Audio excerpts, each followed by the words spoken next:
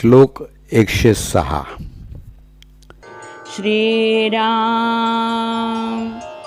बरी स्नान संध्या करी एकनिष्ठा, विवेके मना आवरी स्थान भ्रष्टा, दया सर्वभूती जया मानवाला, सदा प्रेमळू भक्तिभावे निवाला. श्रीराम. माणसानं स्नानसंध्या नित्यनियमानं करावी आणि सतत धावणारं आपलं मन विवेकानं आवरावं असं समर्थ या श्लोकामध्ये आपल्याला सांगतायत.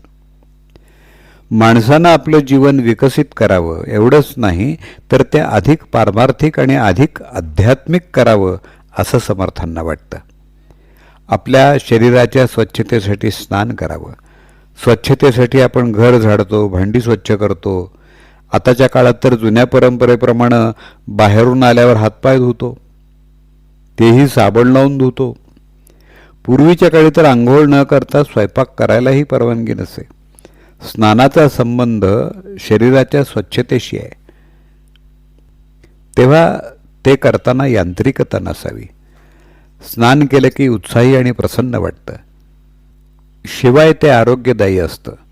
कितीतरी आजार स्वच्छतेच्या चांगल्या सवयींनी टाळता येतात. जसं स्नान हे शरीराच्या स्वच्छतेसाठी आवश्यक असतं, तसं मनाच्या स्वच्छतेसाठी संध्या आवश्यक असते. पूर्वी वडीलधाऱ्यांच्या धाकामुळं संध्या केली जात असे. पूजापाठ, स्तोत्रपठण, देवाला जाऊन येणं ही संध्येची उपलक्षणं आहेत. प्रत्येकानं आपल्याला रुचेल ते आणि सद्गुरूंनी दिलेलं नित्यकार्य करावं. खरं तर संध्या ही सूर्याची उपासना आहे. सूर्य हा सृष्टीच्या चैतन्याचं एक मूर्त प्रतीक आहे. नित्यनियमानं संध्या केली तर त्या चैतन्याचा काही अंश आपल्यात उतरू शकतो.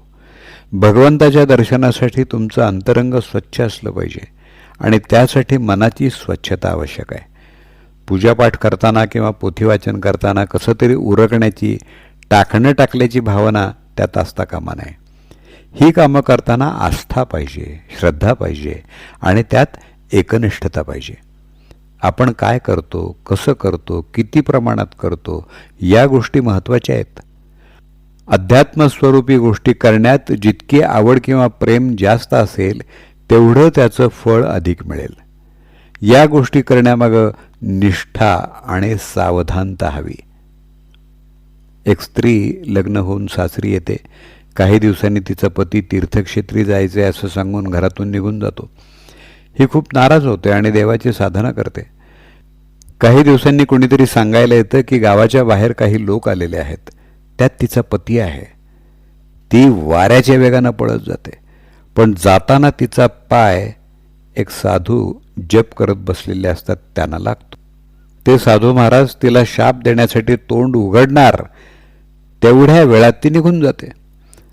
काही वेळानंतर साधू पाहतो एक मिरवणूक येत असते आणि त्यातून या पतीपत्नींना मिरवत आणलं जाते. साधूला वाटतं मी एवढं तप आणि उपासना करतो, पण भाग्य मात्र या स्त्रीच्या वाट्याला आलंय. तेव्हा देव उत्तर देतात, तू शरीरानं तोंडानं जप करतोस, पण एकनिष्ठता त्या स्त्रीकडे आहे. तुझं लक्ष तिचा पाय लागला, मिरवणूक आली यामध्ये आहे, पण जाताना तिला मात्र तू इथं बसलायस हेही समजलं नाही. जपामध्ये नुसती हात, डोळे, जीभ यांची हालचाल नव्हे तर मनाची एकाग्रता आणि बुद्धी स्थिर होणं हे अपेक्षित आहे. यासाठी संत कबीर म्हणतात, माला तो कर्मे फिरे, जीभ फिरे मुख माही, मनुवा तो दस दिसी फिरे, यह तो सुमिरन नाही. जप करायला बसतो तेव्हा माळ हातात, जीभ तोंडात फिरते, पण मन मात्र 10 दिशांना फिरतं. याला जप कसं म्हणायचं? हे जे मनाचं भरकटणं आहे त्याला समर्थ स्थानभ्रष्ट म्हणतात. तिथं समर्थ पुन्हा विवेक हा शब्द उच्चारतात. मनाला सतत विवेकानं आवरावं लागतं. पोहण्याच्या स्पर्धेत एकदा बक्षीस मिळालं म्हणून सराव थांबवता येत नाही. किंवा बैलगाडी चालवताना एकदा बैलांना हाकून स्वस्थ बसावं हेही चालत नाही. तसंच साधना करताना एकदा करून थांबता येत नाही. मनाला गोडी लागावी, मन एकाग्र व्हावं आणि नंतर स्थिर व्हावं यासाठी प्रयत्नांची पराकाष्ठा करावी लागते. पण एकदा त्याला गोडी लागली की मन रमतं आणि स्थिरावतं. यासाठी लवकर उठणं, सर्व गोष्टी वेळच्या वेळी करणं, व्यवस्थित आणि टापटिपीनं राहणं अशा सवयी मनाला लावाव्या लागतात. श्रवणाची परिणिती मननात आणि मननाची निधिध्यासामध्ये व्हावी. तसंच पूजापाठाची परिणिती एकाग्रतेत व्हावी हे अभिप्रेत आहे. यासाठीचा मार्ग समर्थ सांगतायत, दया सर्वभूती जया मानवाला. ज्याच्या अंतःकरणामध्ये दया करुणा असते त्याचं मन शांत असतं आणि त्यातच भक्तिभाव निर्माण होऊ शकतो. दुसऱ्याचं दुःख पाहून मनात कळवळा आला पाहिजे. हा माझा, हा परका किंवा हा शत्रू, तो मित्र असा कोणताही भेदाभेद न करता स्वभाव म्हणून दया आली पाहिजे. दया दाखवणं हे उपजत असावं. त्यासाठी अंतःकरणाची कोळीक पाहिजे. तसंच कष्ट सोसण्याची ताकद आणि स्वार्थाला मुरड घालण्याची तयारी हवी. तरच त्या अंतःकरणामध्ये प्रेम आणि भक्ती निर्माण होते. गंधर्वाने दुर्योधनाला पकडून नेलं तेव्हा भीमाला बरं वाटलं, पण युधिष्ठिराला त्याची दया आली. हे युधिष्ठिराच्या संतपणाचं लक्षण आहे.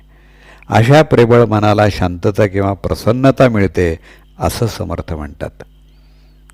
कर्तव्याच्या भावनेपोटी निर्माण होणारे दया, क्षमा आणि शांती हे गुण समर्थांना नको आहेत, तर भगवंताच्या भक्तीतून ते निर्माण व्हावेत हे समर्थांना अपेक्षित आहे. शुद्ध बीजापोटी फळे रसाळ गोमटी. तसं शुद्ध प्रेमाच्या पोटी निर्माण होणारी दया ही उत्कट असते. जय जय रघुवीर समर्थ. बरी स्नान संध्या करी एकनिष्ठा, विवेके मना आवरी स्थान भ्रष्टा. दया सर्वभूती जया मानवाला, सदा प्रेमळू भक्तिभावे निवाला. श्रीराम.